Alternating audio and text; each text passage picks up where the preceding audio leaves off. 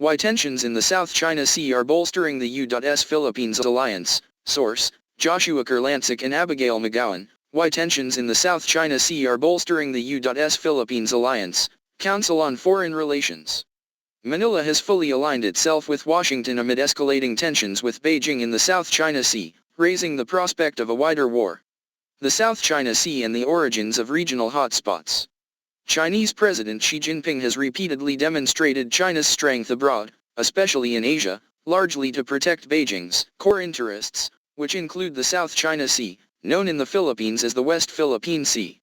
Not only is it strategically significant as a hotspot for many potential conflicts in the region, a major shipping route and a key player in the event of war with Taiwan, the South China Sea is also one of the world's richest fish stocks and may contain large untapped oil reserves.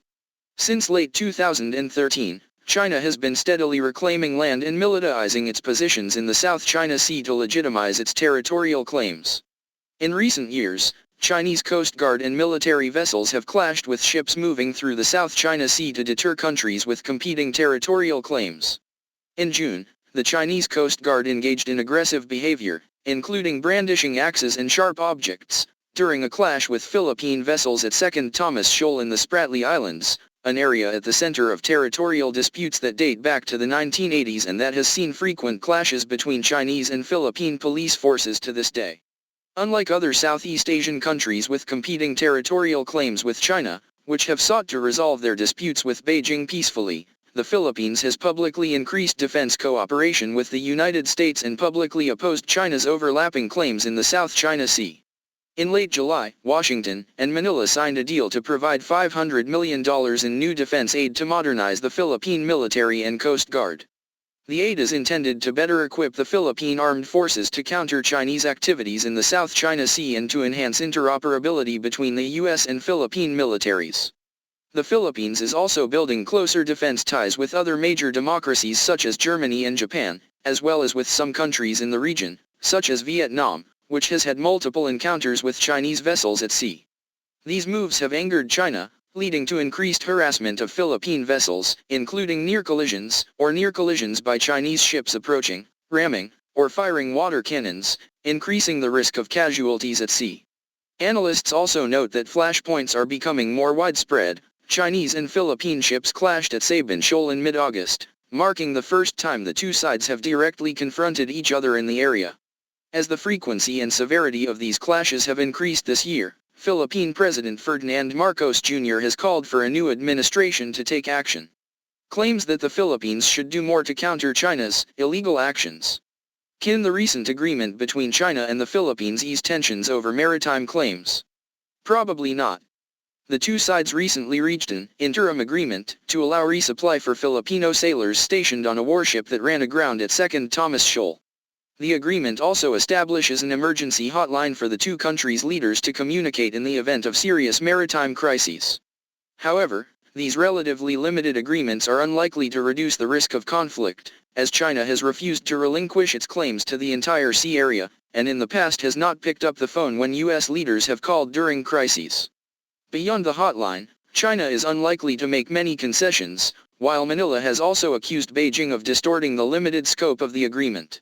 If a conflict with China escalates into military action, what are the U.S. obligations to the Philippines under the treaty?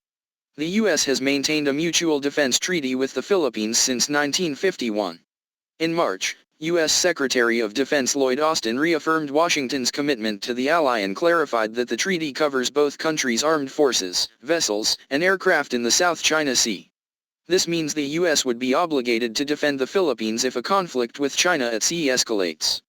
Possible escalation scenarios include China using warships, not the China Coast Guard, against Philippine vessels. China directly attacking and causing casualties to Philippine forces and an incident that began with an accidental collision between the two sides but escalated into China attacking Philippine Navy and Coast Guard vessels with lethal force. A decade ago, there were different views in Washington on how to deal with China, but today both Republicans and Democrats are united behind a tough policy toward Beijing, similar to but in contrast to the Xi Jinping administration. If former President Donald Trump is re-elected, he has promised to take a tougher stance toward China, including harsh economic measures that could severely damage relations between the two countries, as well as a massive buildup of U.S. military forces in the Pacific. His approach could significantly increase tensions in the South China Sea and around Taiwan, forcing not only the Philippines but also other claimants such as Malaysia and Vietnam to choose sides.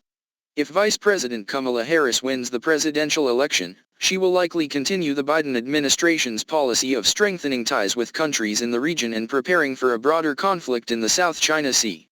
How have the U.S., the Philippines and China tried to reduce the risk of future conflicts?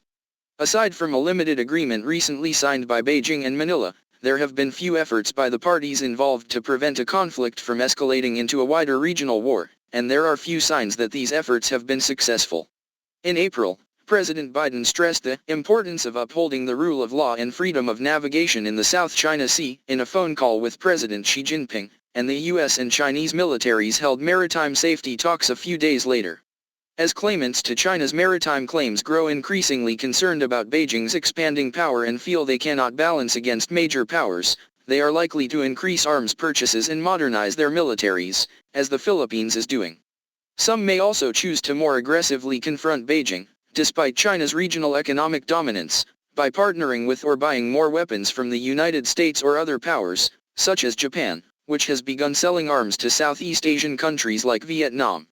Others may openly side with China and rely on Chinese military aid, such as Thailand, which, despite being a Southeast Asian power, has no territorial claims in the South China Sea.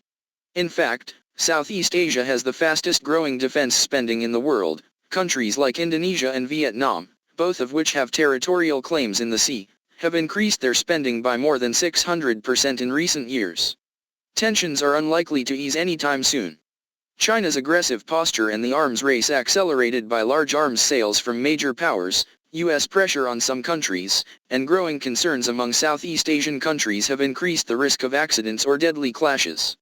With the U.S. vowing to defend the Philippines and little in the way of de-escalation if such clashes erupt into hostilities, it is not hard to imagine that a single incident could escalate into a full-scale conflict.